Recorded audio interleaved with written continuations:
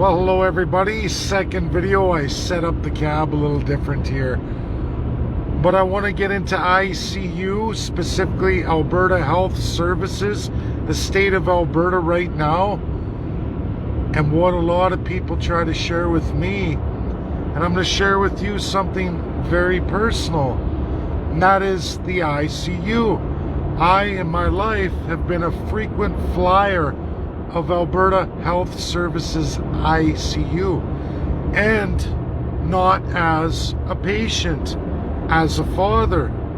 I visited the ICU in my life several times with my daughter, who's a type 1 diabetic. Now, never in COVID-19, but we're going to go through all that and what these stats are right now, right in front of us from Alberta in COVID-19. So first we talk about ICU. What people have to understand is these are all the beds, unit of beds in every hospital in Alberta. It's all provincial. Every province has its own ICU regulations through its provincial health services or its territorial health services, okay? There's an assignment in hospitals. How many beds are for ICU? What is ICU?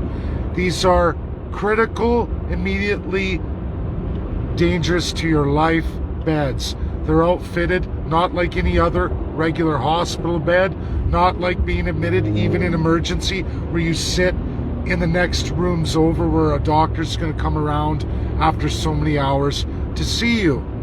ICU, you could be rushed there by STARS ambulance. You bypass a whole bunch. You don't go into the traditional emergency. I know I was cognitive because I wasn't the patient. I was the father of a child who was immediately at a stage of losing her life. Not conscious, in immediately situation of losing her life. Type 1 diabetic. She was not cognitive. She was having spasms. Her brain was being starved of energy. I don't know if people know what that means, but the cells of the brain can no longer take energy from the bloodstream to feed the cells. They're popping. They're dying. They're dying millions every second. They're having seizures. You don't go through emergency. You go immediately into treatment. And there's a bed for your child when immediate absolute treatment's provided. This could be a motorcycle person, head injuries, they're unconscious, they've been revived, they may have to have surgery post-operation, they go into ICU. There are so many beds in Alberta, and that's it. When you use beds for COVID-19 or other diseases or other things like that, you immediately tie up that IC unit in that hospital for COVID-19. All others who don't have COVID-19, i.e. a type 1 diabetic who stroked out, their brains are starving, they need it, that they're dying, they have to be treated right now, they can't go into that room because that's COVID positive. They have to go to a different hospital, they have to be diverted. Or they separate the room somehow, but you've diverted beds from people in all other circumstance. Could be somebody who had a heart attack, heart rupture, or they stroked out. There's all kinds of reasons for ICU beyond COVID-19. What's happened in Alberta right now in September is almost 1/3 of the beds are devoted to COVID-19. Meaning instead of the 700 and some, you're down to 500 now. Meaning anybody not COVID gets the 500 and some. And even though a hospital ride might be 8 minutes to you, that ICU unit in a particular high area might be completely filled, so they have to divert somebody. Maybe it's 12 minutes now, but they're not going to live because that's not available to them anymore. This is what Albertans are missing right now, and why things are so critical in Alberta. Because you don't want to add to an emergency situation putting people who are not COVID positive in a COVID positive room. They can't do it. And there's a whole bunch of PPE and changes of how that unit runs under COVID-19. That's all changed.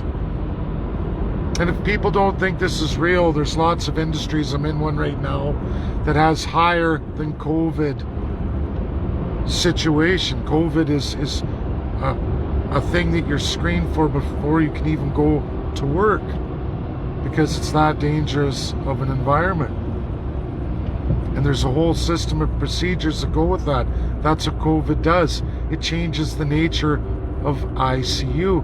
And what's happened, because so many beds are taken up now and so many units are not available, people must be diverted. That's what they're talking about on deciding who will live and who will die on a who can live basis. That's what happens. These rooms cost probably about $2,300 today in Canadian prices versus American. You have life-saving things that are attached to that room, whether that's keeping you respirated, whether that's keeping you on a dialysis. It goes on and on. There's all kinds of units that can be taken away for a heck of a lot of other health concerns. That's what they're talking about. That's what's happened. Whether people like it or not, that's what the accurate statistics in Alberta today point to picture by people's registered health data that can only be found in one source, and that's Vital Statistics Alberta, for the province of Alberta. Nobody else has them besides Statistics Canada, if they're up to date in the time. But right now, Alberta Vital Statistics has that information for all of you. The only source, otherwise everybody else is just a liar. Going by how many beds are available in a hospital or how busy a hospital is not the indicator, because ICU isn't made available to the public. Anyone who's ever been there for a child, I've been there many times, will learn the true ICC isolated in every hospital. I can tell you the ICU unit at the University of Alberta for type 1 diabetes and how many beds are there and what's available and what the staff goes through.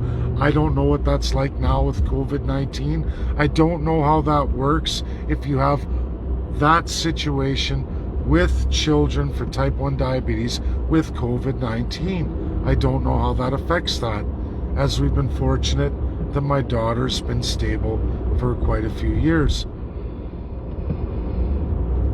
But people don't know. They talk without any statistics. They don't go to the real statistics, registered statistics with everybody with a health card, the only source from the ministry that you can trust. Because your personal data is not all over the world. It's not in the hands of NGOs or everybody else. It's against the law. Now, have there been leaks? Have people stolen data? Sure. It even happened to me. There was a break-in downtown Edmonton almost 20 years ago where my entire health records were stolen. And the government of Alberta came to me and said, I'm sorry, but at this facility that you visited this many years ago, all your health information was stolen at that time period for those years. It happens. I don't know what happened to it.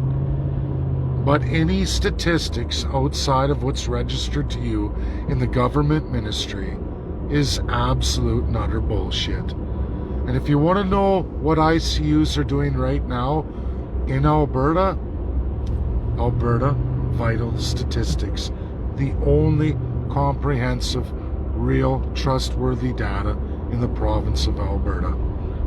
Thank you. That's my video. People don't like it. I don't know what to tell you. Nobody else has your health card. Nobody else is standing at the hospital recording your vital information but the hospitals themselves underneath that ministry put to Alberta Vital Statistics. Each province has their own. Learn your province. I only know mine. As John learned, John Carpe, the only one I know who went province by province getting all your vital statistics. Thank you. That's my video. And that's the vital statistics that are in the media today. And if they don't quote it, they didn't use it, they're full of shit. End of story. Thank you. Bye now.